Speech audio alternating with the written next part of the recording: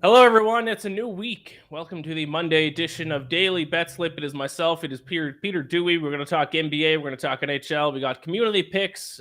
Game of the night is, of course, a Monday Night Football game between the Saints and the Broncos. We are going to talk about the Broncos in a second. Saints and the Buccaneers. And then we're going to talk a little NFL MVP action as well, with the odds getting shaken up a little bit with this past weekend's action. But Peter, first of all, we were talking about it right before the show, but I figured we'd talk about it on the show as well. Your Denver Broncos, their offense sucks. What is it? If they scored like 18, 20 points, they'd be like 8-3 or something. If they had scored 18 points in regulation of every game, they would be 11-1 right now. There you go. Just unbelievable. Yeah, if I was on the defense, I would have killed Russell Wilson by now. But I have seen a path to the Broncos being a Super Bowl contender last year. The first step was announced today. Adam Schefter tweeted, let me just bring it up here. Adam Schefter tweeted, CFL quarterback Nathan Rourke met with the Raiders last night, is visiting Jacksonville Jaguars today. Scheduled to visit the Denver Broncos on Tuesday. Here's what the Denver Broncos do. You bench Russell Wilson because you have to pay him, or I guess release him and just eat the money. Sign Nathan Rourke on a fresh, probably pretty cheap deal. Let Nathan Rourke start next year, and the Broncos might be Super Bowl contenders. Americans don't know how good this Nathan Rourke guy is. Have you heard of Nathan Rourke so far? I hadn't heard of him until you brought him up today. I did not know who he was. So I tweeted about him back on August the 16th. I tweeted, for my American followers who don't pay attention to the CFL, Canadian QB Nathan Rourke will be on an NFL team next season. You heard it here first. You're not wrong. You're not wrong. So here's a background on Nathan Rourke. I want to get you excited because I feel bad for you as a Broncos fan because they suck right now. Their offense sucks. It's real bad. Real bad. So he is the pride of Victoria, BC, but he does have experience playing American football because he went to Ohio. He was a product of the Ohio, what are they, the Bobcats? Bobcats, yeah. This was his second year in the CFL. I'm going to read off some stats for you. He completed 78.7% of passes. Almost 80% of his throws were completed. 10.3 yards per pass attempt. 25 touchdowns. He did throw 10 interceptions, but that's kind of normal in CFL. 122.6 quarterback rating. 78.7% of passes he completed. It's pretty good. Better than Russell Wilson. I'll tell you that. Better than Russell Wilson. Now, he's not going to mimic those numbers in the NFL, but I think if the Denver Broncos have the balls to do this, to sign him, because you can get him on probably a pretty cheap deal, start him next year, and their defense is just as good as it is this year, they're a playoff contender. Because you don't need a top 5 quarterback to be a contender. They literally just need to not be the worst offense. They're the worst offense in the NFL. They average 13 points a game. That's comical. It's comical how bad they are. It's disgusting. It just sucks though, man, because we were talking about before the show. Like they're locked into this Russell Wilson deal for however long. Like they can't really get off of it. It's either they're gonna have to eat so much money where they're barely gonna be able to field a team for like multiple years, or they just like ride it out. And it just sucks, man. It sucks that he's this bad. I really can't believe he's this bad this fast. That's why he signed Nathan Rourke, because I think he's a starter caliber quarterback that you can probably get for extremely cheap. And then just bench Russell Wilson, I guess. And if it doesn't work, then go back to Russell Wilson. It's bad, dude. They allowed 10 points on Sunday and lost. Didn't even go to overtime. They allowed 10 points and lost. Listen, George Patton, man, like his job, he hired Nathaniel Hackett. He made the Russell Wilson trade. Like, he's got to be on the thinnest of ice right now. Like, the ultimate thin ice, because if you really point to one person who's made the mistakes, like, yeah, the quarterback and the coach have been good, but who picked those guys? He did. So, like, right. And it's a new ownership group than the ownership group that technically, like, hired him. So I can't see, if it starts, maybe they give him next year, but if it starts going south to start next year, I feel like they're just going to clean house because it just doesn't make any sense. All right. I do feel bad for you. I did not think the Broncos are going to be as good as a lot of people thought, but it's sad to watch. So I feel bad for you as a Broncos fan. It's very tough. I appreciate that. Let's get to community picks here, and then we'll give it our best bets for tonight. So I think we got a little bit of everything here. Let's start from the top here. Our good friend Practical Picks at @Practical_Picks Says Andy Dalton, obviously tonight, primetime Andy, over 0.5 interception. So for Andy Dalton to throw an interception, lock of the universe, minus 135. I am a little surprised that it is that short of odds, or that, like, I figured the odds would be bigger than minus 135. Like, I would have put it at like minus 200. This has been the issue with the Saints all season, is that they are turning the ball over at the highest rate in the NFL, if I can bring it up here. But I know their average turnover margin, if you take away takeaways on or if you add in takeaways on defense, minus 1.2 per game is their average turnover margin. It's brutal. Their average giveaways per game, 1.8. So actually the Colts last night with their performance against the Cowboys surpassed them. Colts are giving up the ball twice a game. Saints are 1.8. So what do you think about that one? Dalton, yeah, I don't mind that one at all. I'm really surprised they're still going with Andy Dalton. I wonder if, like, because Jameis, he's made comments where it sounds like he's healthy. Like, he's healthy.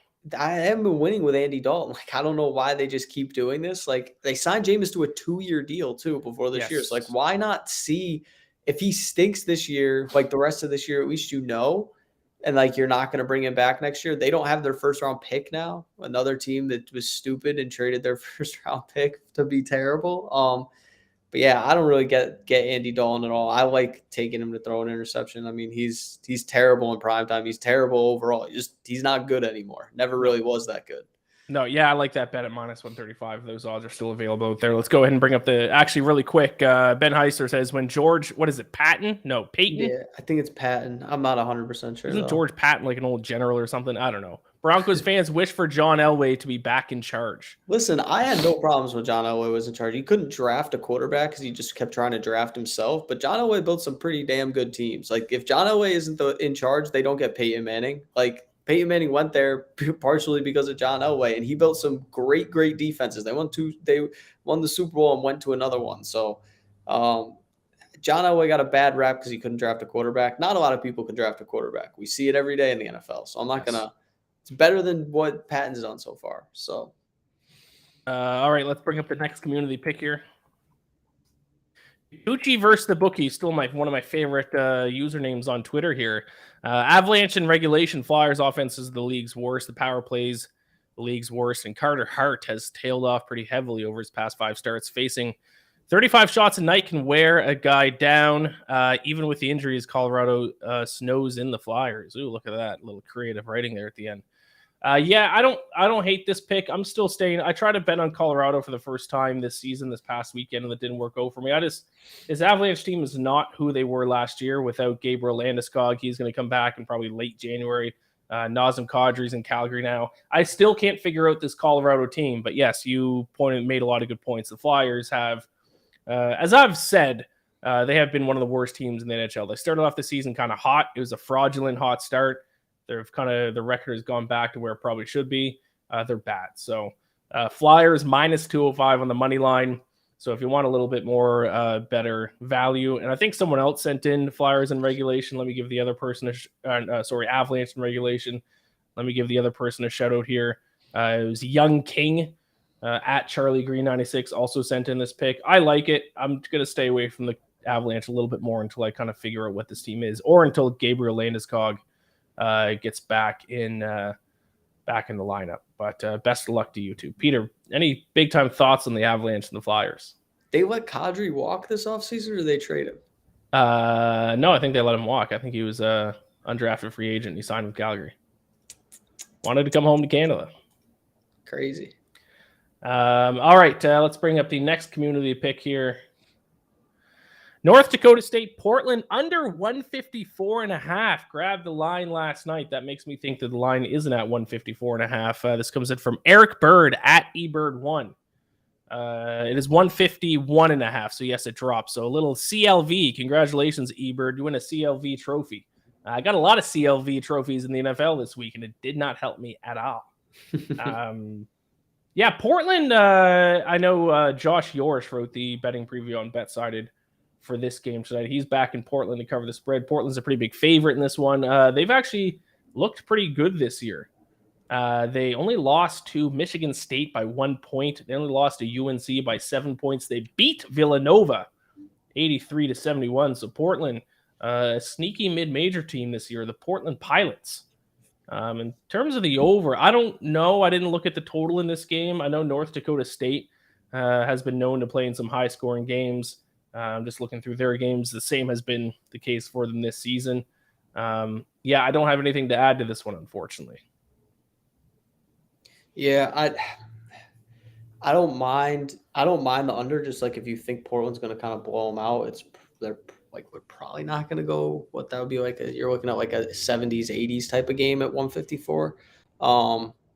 I was impressed by Portland. I don't really have a huge take on the total. I was very impressed with them though in that Phil Knight tournament. I watched like 3 of their games, and I watched them the game against Villanova that they won. Like they can play. They have some really solid team. So if I was going to lean anywhere, I'd probably back them to cover. But obviously, Eric knew something because he got totally got 3 points. So I mean that's pretty good. Yep, he seems to be on the sharp side. Now, Portland does play a little bit of a slow pace. So just looking at like field goal attempts per game and stats like that. So yeah, I'd probably lean towards the under in that one. I do like that quite a bit. Yeah, so there you go. Portland, North Dakota State, the under. All right, let's bring up the next community pick. This one you can chime in on here for me. This comes in from not that's Sanjay. Not Sanjay. That's that, not that Sanjay. Not that Sanjay. The other Sanjay. Thunderhawks over 237. Any thoughts on this one for some NBA action tonight, Peter? Yeah, I don't mind this one. Both these teams play really fast. Hawks are 8th in pace, Thunder are 5th. OKC is also bottom 10 in the league, I believe, or bottom 12 in the league in defensive rating. Hawks are weird this year, man. Last year, they were one of the top 3 offenses in basketball, and they're one of the bottom 5 defenses. This year, it's flipped. They're a top 10 defense right now and a bottom 10 offense. But I just think the pace in this game is probably going to end up pushing it over. Both teams are going to play so fast, just quick possessions. Atlanta is without DeAndre Hunter and John Collins, 2 of their starters. So I didn't put this in my best bets for today. I actually took the Thunder +6 in this game. I just think it's too many points for a banged up Atlanta team, but I would not be surprised at all if this ends up being high scoring because that's kind of how both of these teams play. All right, I like it. A little Thunder Hawks action. The over 237 coming in from not that Sanjay, apparently a different Sanjay. Okay, let's bring up, I think we have one more community pick tonight, maybe. Yes, one more. And this comes in from Chips at Chips Picks Daily, a little NHL pick. The Canadiens, Les Habitants, +1.5 on the puck line here against the Vancouver Canucks. Since November 12th, Montreal ranks 16th in Corsi percentage and 22nd in scoring chance percentage. During that span, Vancouver ranks 27th in Corsi percentage and 31st in expected goals percentage.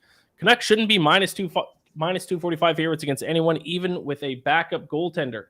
Yeah, those odds do seem a little bit strange. That is not one of the games that I'm betting on tonight.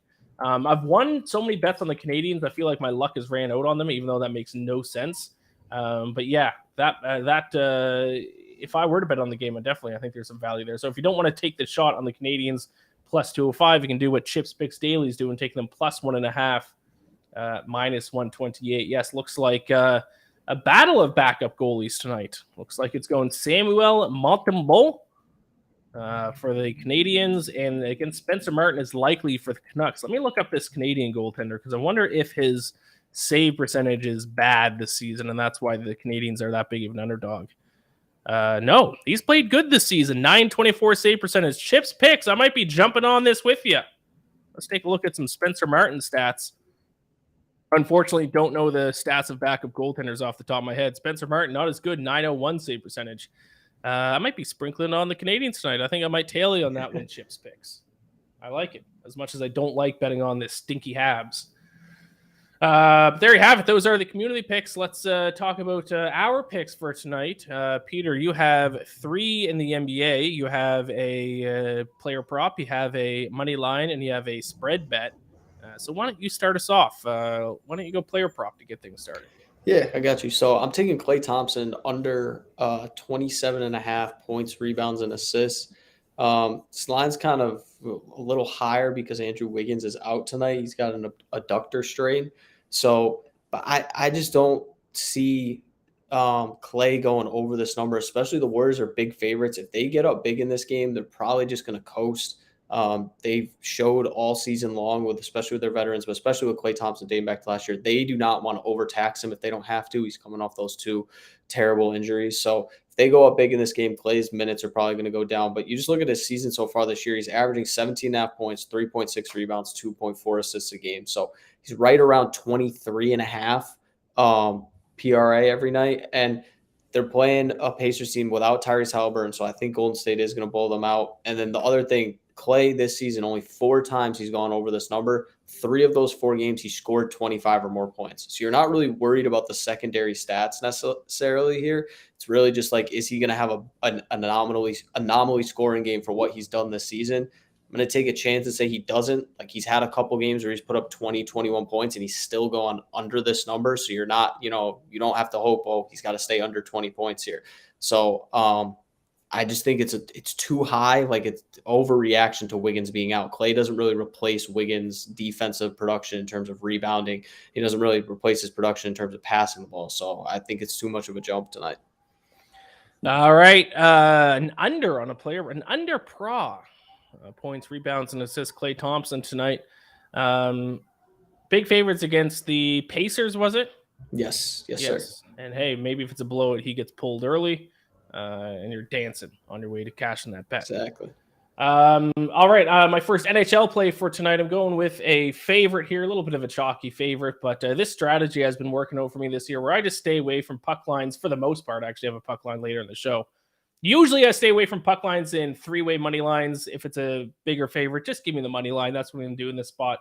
The New York Rangers minus 165 against the St. Louis Blues here. I don't think the Blues are a good hockey team.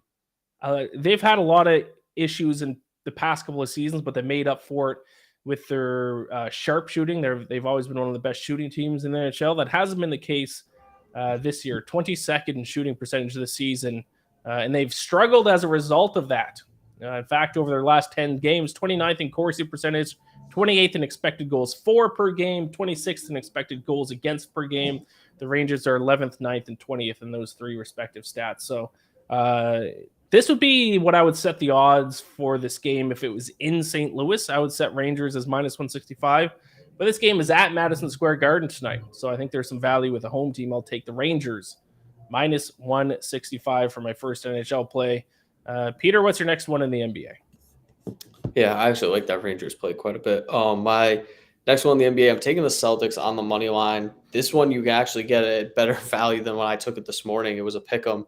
But now the Celtics are actually underdogs in this game. I believe Al Horford was the guy who got ruled out to kind of move this line. But give me 1 sec. I can double check that. Al Horford's been ruled out. Lower back stiffness. It's a rest game. This is second half of a back-to-back for Boston.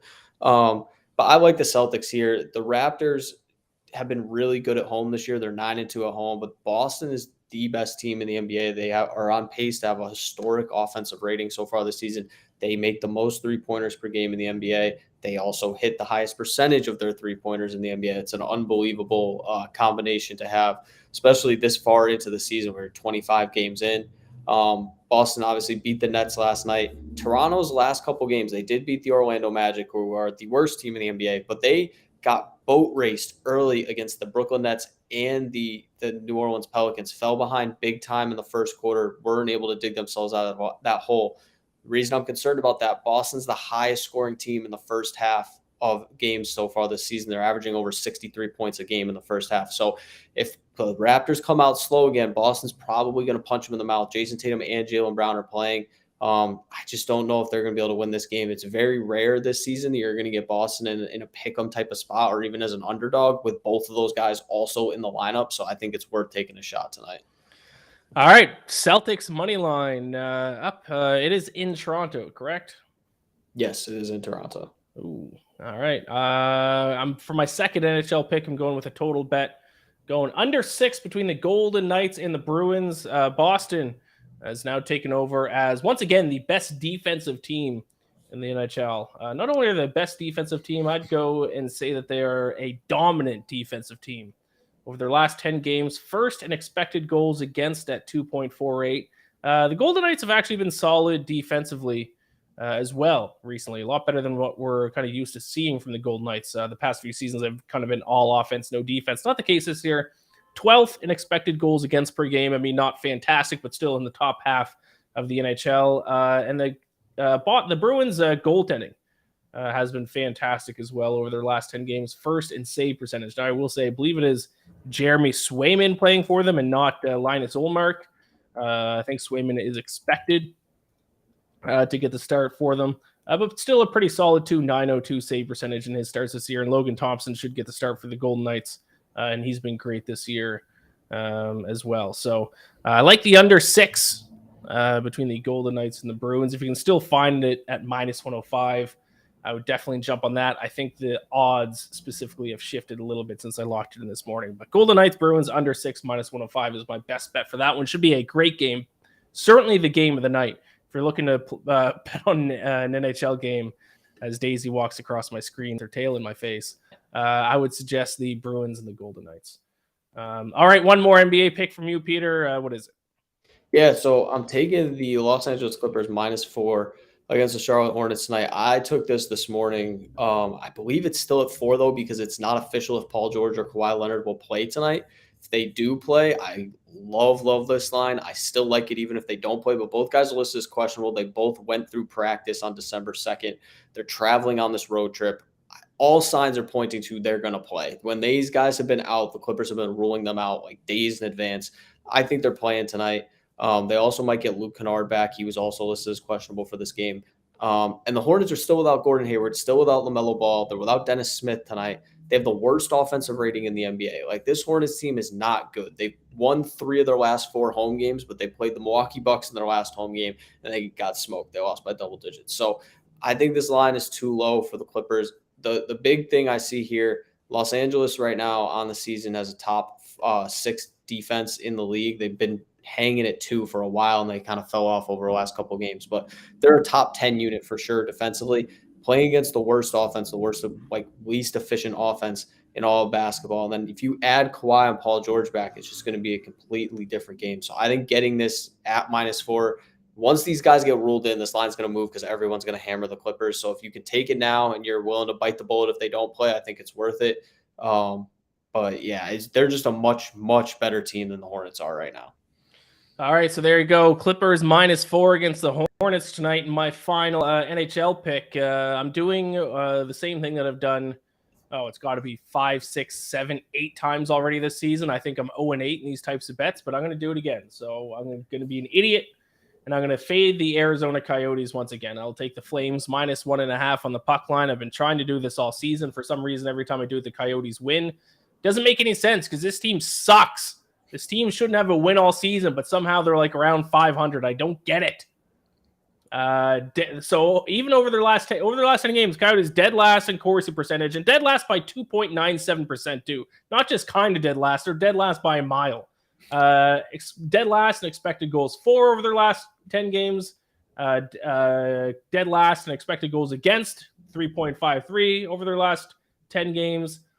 It makes no sense. They should be losing every single game they play against, but every time I try to fade them, they not only cover the puck line, they win the game. They just did it last week. I tried to fade them against, I don't remember who, but they ended up winning. It truly makes no sense. I'm going to try to do it again tonight.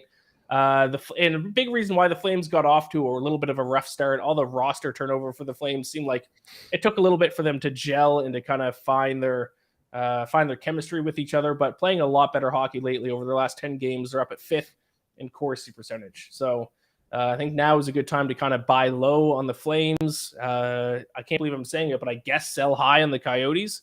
So I'll take Flames -1.5, -120 against the Coyotes for, like I said, probably what's going to be like the 10th time of me doing this season, and hopefully finally one of these will cash. I hate the Coyotes so much. One of these days, it's got to come through. That's what you got to look at. One of these times, the Coyotes, like at some point this season, the Coyotes are going to go on like a 15-game losing streak, and I'm trying to catch them when they do it, but it doesn't work. They're 7-4-11. Actually, no, maybe it did work last time. Last time I think I did it against the Kings. I think Kings were down early 2-0 and then came back and covered the puck line. So yes, this actually did work the last time. I forgot. But the Coyotes got off to a 2-0 start And I was like, oh boy, here we go again. Yeah, so there we go. Now I'm trying to hit this for the second straight time because it wasn't working at the start of the season. With this Coyotes team stinks. Yeah, they've lost 4 in a row. Now's the time. It's time to bet against the Coyotes. Yeah, there you go. There you have it. Those are our picks. Let's bring up a recap graphic if we have it for our picks today. My 3 NHL picks. I'm on the Rangers -165 against the Blues, the under 6 between the Golden Knights and the Bruins, and the Flames -1.5, -120 against the Coyotes. Peter, you're on the under 27.5 for Klay Thompson points. Is it points, rebounds, and assists? Yes, points, rebounds, and assists. And then the Celtics money line -115 against the Raptors, and Clippers -4 against the Hornets. I will say I do have 2 college basketball picks too. If you give them out on Vegas Insider this morning, but if you missed that, my 2 college basketball plays for tonight. One, Kent State +14.5 against Gonzaga. That line's moved up since I bet it, so you can actually get a +15.5. And I like UMass -15 against Albany, and that one has moved down a point to -14. So no CLV trophies for me in college basketball tonight, apparently. Just realizing that now. That sucks. So there you go. I like UMass and Kent State to both cover. Pretty small college basketball slate. That's why I didn't give any picks for that sport on the show today. I think there's only like 6 or 7 games. Yeah, not too many games. CLV trophies sometimes are a little overrated, though. Like I said, I basically every single game in the NFL, I got CLV trophy, and so it's listen. I wish I waited to take the Celtics, but I was gonna bet them regardless. So at this point, it's whatever. I'm betting them when I thought I was gonna get the best number. I think that's the way you got to look at it when you place the bet. You can't hope that you were gonna get the better number later. Yeah. Especially when it's at that day's game. Very true. All right, let's talk NFL MVP. Patrick Mahomes is kind of the runaway favorite. Last week, things have kind of changed a little bit. See if I can bring up the latest odds here, because obviously Mahomes lost to Joe Burrow and the Bengals, and Jalen Hurts had another dominant performance for the Eagles. So the latest odds, we got a couple long shots we want to talk about here, but I'll just give you the top 5 odds because that's basically all it comes down to. Mahomes +125, Jalen Hurts +175, Joe Burrow 8-1, Tua Tagovailoa 14-1, Josh Allen 14-1, and then you're jumping all the way up to 80-1 on Geno Smith. So it's a 5-man race at this point with Tua and Josh Allen a little bit on the outside looking in. So who do you think presents the best value right now, Peter? Well, I got the sign going. We're back. The Joe Burrow fan club. This is about the time of the year when I started loving Joe Burrow. Last year at the end of the year, I'm sure you remember because you and I were on opposite sides in the Super Bowl. Yes.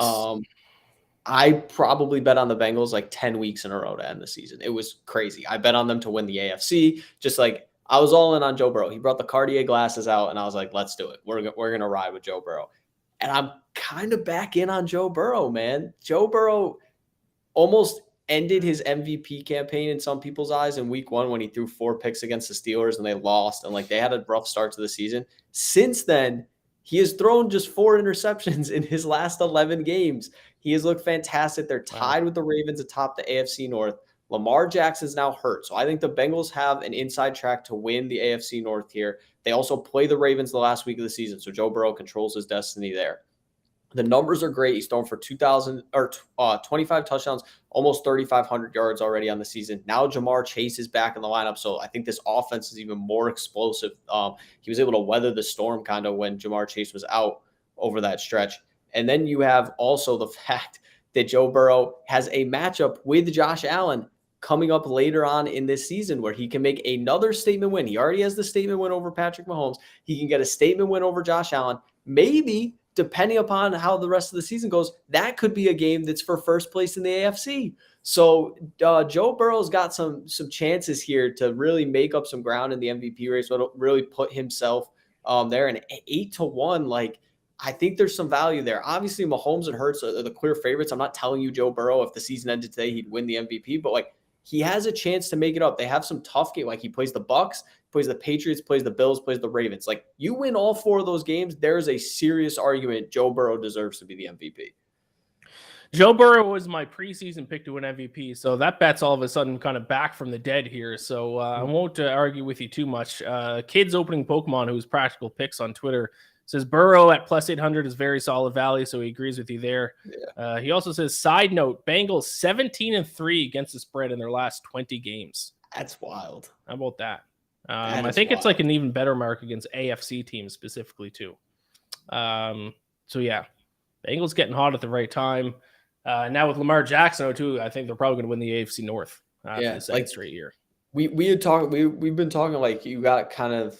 I feel like all season, whenever we talked NFL MVP, like you kind of have to be first or second in the conference. Yes. Like it's really hard not to be there. And all of a sudden, they looked like they were dead in the water in the AFC North early in the season. And now it's like, hey, they not only are tied atop the division, but like they might be the best team in the AFC North. Just overall, the Ravens have not looked good the last like 4 or 5 weeks. So yes. The Bengals look like they're peaking at the right time. Lamar's hurt. Ravens haven't been playing well. It just seems like the perfect storm for Burrow to kind of make a run right here.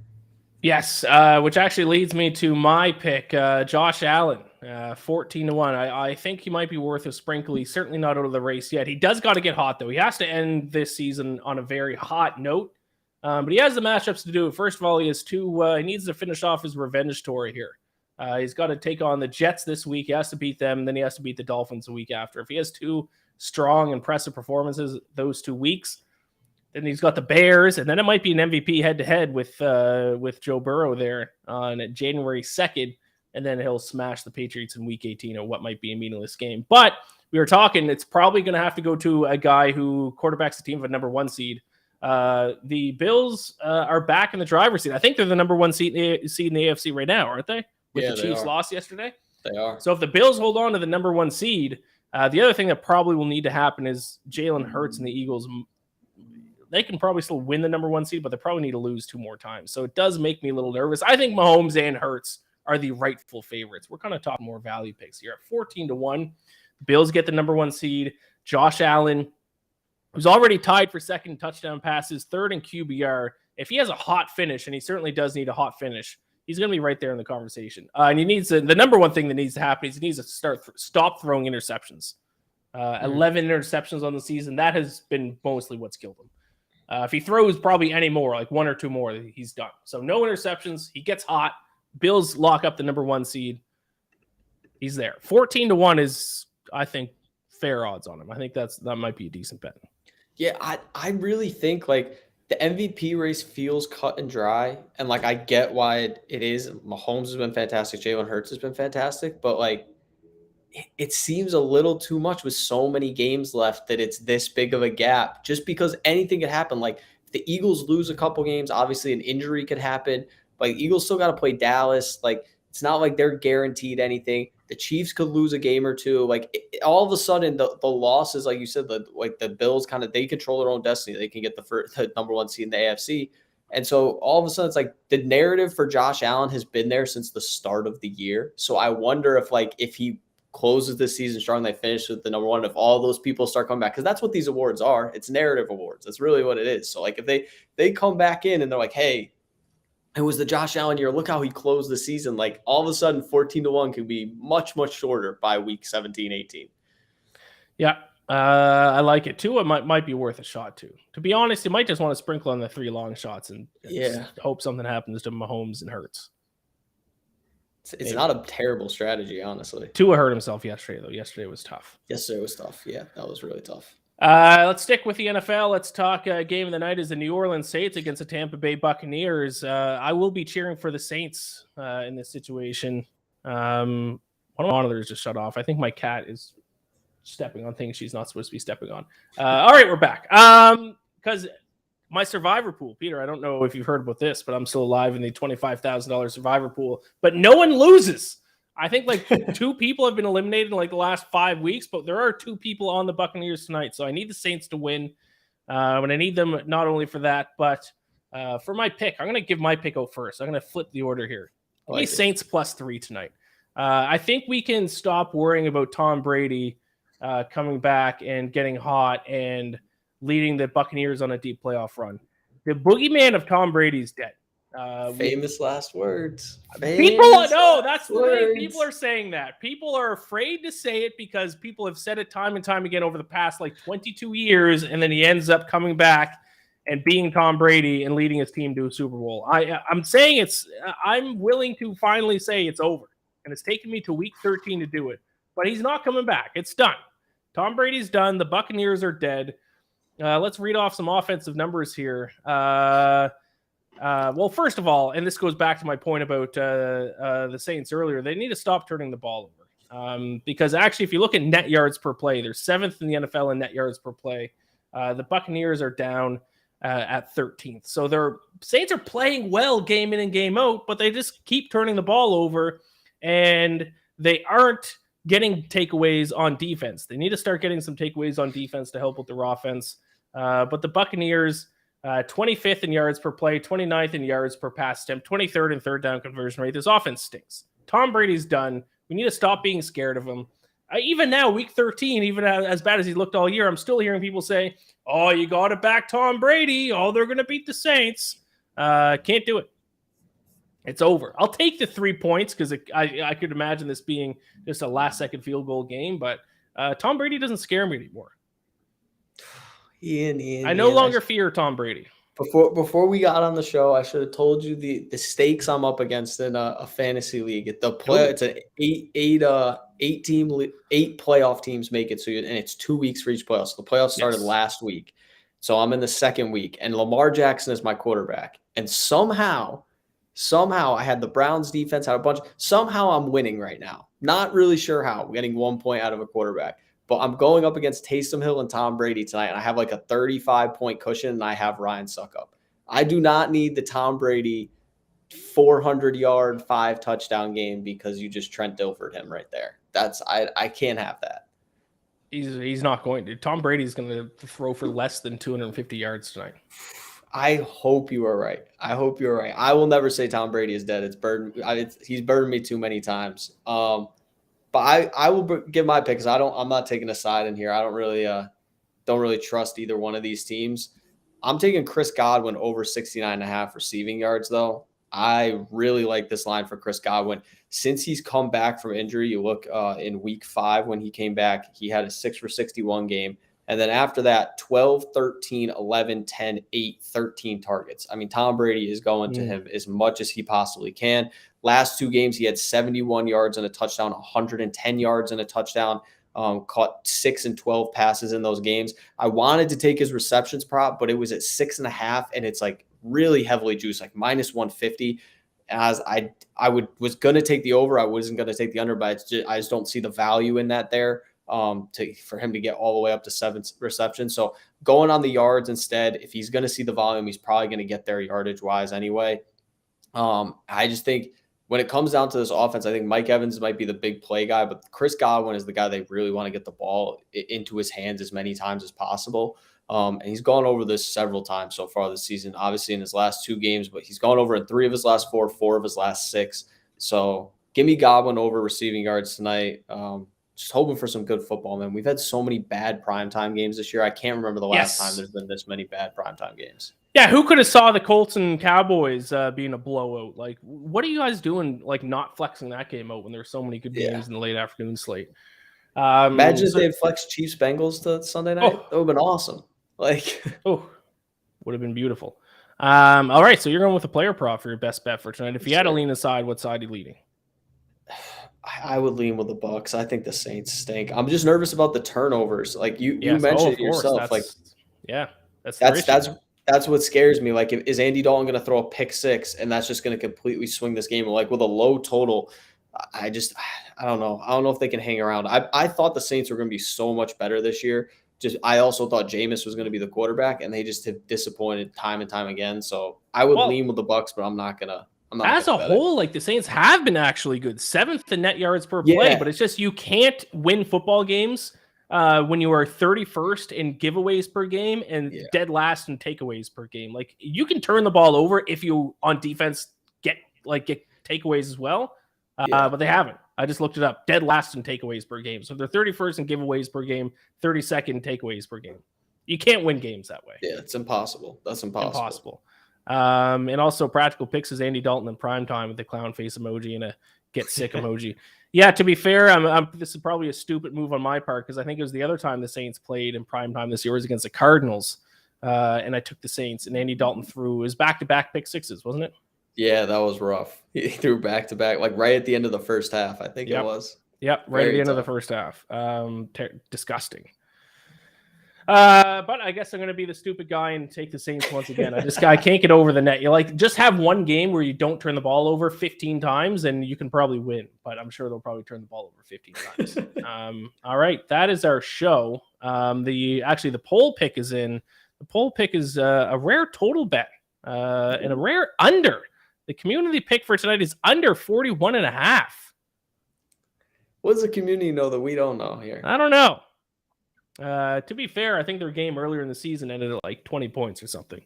Okay. So maybe they're looking at that. The Bucs couldn't score in that game. The Saints kept getting down in the red zone and then turning it over. I think that was Jameis Winston actually played that game. 20-10. It was a 30-point game the last time these two teams played. Okay. Also played Ravens primetime double-digit loss. Practical pick says yes, that's right. 27-13 they lost to the Ravens. Was that primetime? Where was it? Sunday Night Football? Sunday there night? Thursday night? Something. Yeah. So these primetime games have been so bad they're not memorable. Like none of them are memorable this year. It's crazy. All right, there you have it. That is our show. Thank you so much for watching. Give us a like, give us a subscribe. The early read. I don't know. Is Reed doing the early read tomorrow? I know he's doing it for bowl games, but I don't know if it's tomorrow. I'm not sure. If it is, it'll be live at 1 p.m. Eastern. But regardless, you'll see Reed with me on the show tomorrow for Daily Betslip at 5 p.m. Eastern. So keep an eye out for that. Any closing thoughts, Peter? I'm gonna say this. I got the sign up Joe Burrow fan club. I will say I disagreed with your Joe Burrow MVP pick at the beginning of the year. Hand up, I was wrong. Joe Burrow is very cool. He's always been cool. That's why he's nicknamed Joe Cool. So yep, Joe Burrow. I would very much enjoy another Bengals run. That team is so fun. They're a fun team, and that's what I'm rooting for at this point. The Broncos stink. I might as well root for some fun football. And actually, complete side note, because actually someone on Twitter just kind of reminded me, the Bengals offensive line all of a sudden got good. Yes. That's I don't know what they key. did. That's kind of been the difference maker and why they've gone on this run. Well, they got Jabbar Chase back this past week, but their offensive line remember at the start of the year they were terrible. Joe Burrow was getting sacked like 7 times a game. Over their last 3 games, they've allowed the 6th lowest sack percentage. I mean, they're going to be dangerous because that was the only reason last year. That's the reason they didn't win the Super Bowl is because they couldn't protect Joe Burrow that entire game. I mean, granted, it was Aaron Donald, but still. As of right now, the Bengals, I think this might be the last chance you want to bet on the Bengals, 12-1 to win the Super Bowl. I think you might have actually missed your opportunity. I think it would have been last week before the Chiefs game. But still, 12-1. They're 5th on the odds list now. Tied for 5th, at least at FanDuel with the 49ers, who will be starting Brock Purdy the rest of the year. Or Baker Mayfield. My 49ers Super Bowl bet, I've chalked that one up as a loss, unfortunately. All right, that was our show. Thank you so much for watching. Gamble or bless. Good luck with all your picks tonight, and I'll talk to you tomorrow.